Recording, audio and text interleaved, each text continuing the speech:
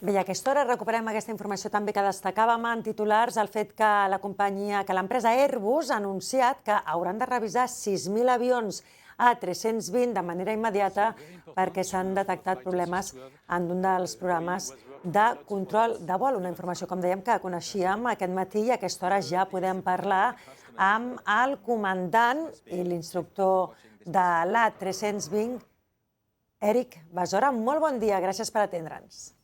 Hola, molt bon dia, com esteu? Expliqui'ns exactament quin és aquest problema que obliga a paralitzar i a reparar tants avions de l'A320. Doncs això va ser un incident que hi va haver-hi a principis de novembre, finals d'octubre, amb un avió als Estats Units que va tenir un problema amb el pilot automàtic. Va fer una miqueta de baixada sense perdre massa altitud, però van detectar un problema. Investigant-ho han vist que va ser degut a una tempesta solar i la radiació solar va afectar un component d'un dels ordinadors i bàsicament han vist que aquest component podia estar molt afectat. És un component que, com dieu, estava posat a 6.000 avions dels 11.500 Airbus que hi ha volant ara mateix i bàsicament han dit a partir d'aquesta nit aquest component s'ha d'actualitzar i passar a una altra versió que no té aquest fallo. Que sigui per l'exposició d'aquests aparells a la radiació solar, això és alguna cosa habitual o realment és una cosa extraordinària? A mi, ahir, quan ho vaig llegir, no m'ho creia, perquè sempre diuen, quan hi ha tempestes solars i radiació, diuen que les comunicacions, els satèl·lits i aquestes coses es poden veure afectades, però em va costar molt de creure, la veritat, però és el que diu Airbus, o sigui que ells hi suren més que els altres.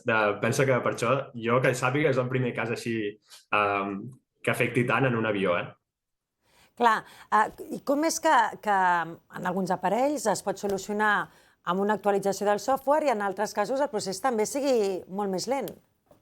Sí, la sort d'aquí ha sigut que simplement és bàsicament és tornar enrere. O sigui, van fer una actualització fa un parell d'anys i és tornar enrere a l'actualització, a la versió prèvia, no? Llavors, m'imagino que simplement la manera que ho teníem programat era diferent i a la versió prèvia aquest fallo han vist que no es produiria en cap cas, no? Llavors, per sort, aquest cop ha sigut que amb 2 o 3 hores de desactualitzar aquest ordinador ja n'hi havia prou. Però si això arriba a ser una cosa de canviar algun component i tardar hores i hores o potser inclús dies, haguéssim vist un problema molt gran a tota l'aviació mundial. Clar, perquè en aquests moments podem viatjar segurs. Totes els AS320 ja han fet aquesta actualització perquè ara llegim, per exemple, que la companyia TAP no havia cancel·lat en aquests moments cap vol i que seguia operant amb normalitat. Podem viatjar segurs? Clar, penseu que això, com us he dit, aquesta actualització fa 2 anys que està ficada i només hi ha hagut un cas que s'ha detectat ara al final d'octubre, principis de novembre. Llavors, no ha passat mai més o no ha passat encara cap altra cosa significativa. Però, tot i així, Airbus, amb aquest únic cas, ha decidit que a partir d'aquesta nit tots els avions que tinguin l'última actualització hauran de quedar separats fins a revertir a l'actualització prèvia, a la versió prèvia. Llavors, avui pot ser que moltes companyies encara hi volen normalment, pot ser que aquesta nit ja hi hagin més avions parats i que demà potser afecti alguna miqueta més. Tot i així, jo, per les companyies que he anat veient, la companyia on estic jo i diverses companyies que hi ha per aquí a Barcelona, sé que aquesta nit els tècnics de manteniment han fet molta feina i han estat treballant molt intensament per fer aquesta desactualització del software i tots els avions ara compleixen amb el que l'Agència Europea de Seguretat Aèria demanava. Per tant, i si algun avió encara no ha fet això i nosaltres agafem ara aquest avió per volar, seria segur?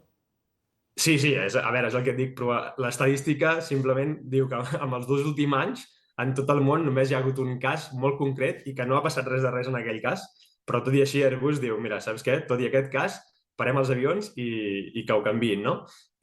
Tot i així, seria molt raro que just ara avui, després de saltar aquesta notícia, just avui tornés a passar alguna cosa o passés alguna cosa més important. Com et dic, a partir d'aquesta nit, tots els avions Airbus que volin, de la família del 320, que són el 319, el 320 i el 321, tindran aquest software desactualitzat i amb la versió anterior. Molt bé. Amb els anys d'experiència que vostè té amb aquest món, havia viscut alguna cosa semblant? És habitual que passin aquestes coses? No, la veritat és que no. O sigui, hi ha coses... A vegades passa que no ens hem de fixar en els avions com una cosa fixa, sinó que els fabricants d'avions van desenvolupant el software, van posant millores, van canviant sistemes, etc. no? Llavors sí que havia passat a vegades que al fer un canvi d'un sistema doncs s'hagi vist que en alguna cosa específica feia un problema i això ens afectava als pilots, que havíem de fer un procediment diferent. Però que per canviar una cosa s'hagi de parar tota la flota d'Airbus, jo això no ho he vist mai en 20 i escaig anys que fa que estic treballant. I per què és tan popular el A320 entre les companyies? Bueno, l'A320 és un avió que és del 80 i pico, em sembla que és del 87 el primer vol, llavors ja té uns quants anys. Això fa que, evidentment, clar, n'hi ha molts, perquè les companyies n'han anat comprant molts, però ha sigut un avió que bàsicament ha sapigut renovar-se tant en interiors com en exteriors. El 320, diem 320, però hi ha diverses versions de 320 i han canviat els motors, han ficat sistemes per fer l'avió més eficient.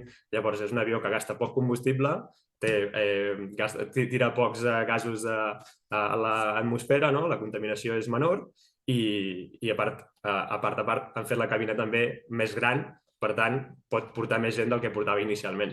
Llavors aquests canvis constants ha fet que sigui sempre un avió que les companyies tinguin molt al cap per quan volen comprar nous avions. Molt bé, doncs amb aquesta última pregunta acabo. Per tant, un missatge tranquil·litzador per totes les persones que hagin d'agafar un vol i hagin de viatjar amb aquest A320. Clar, jo el que dic sempre és que, i poso aquest cas en específic, el que va passar va ser que l'avió va baixar una miqueta sense el morro, sense perdre altitud, i va ser amb el pilot automàtic connectat. Llavors, en qualsevol cas, hi ha els pilots a darrere, per si hi hagués alguna cosa més important, els pilots sempre podrien controlar l'avió sense que el pilot automàtic intervingués. Llavors, estem nosaltres a darrere perquè la màquina no pugui fer res de res. No patiu. Molt bé, Xica. Sort dels pilots i del comandant instructor de l'A320, Eric Besora. Moltíssimes gràcies per atendre'ns i molt bon dia. Bon dia a vosaltres. Adéu.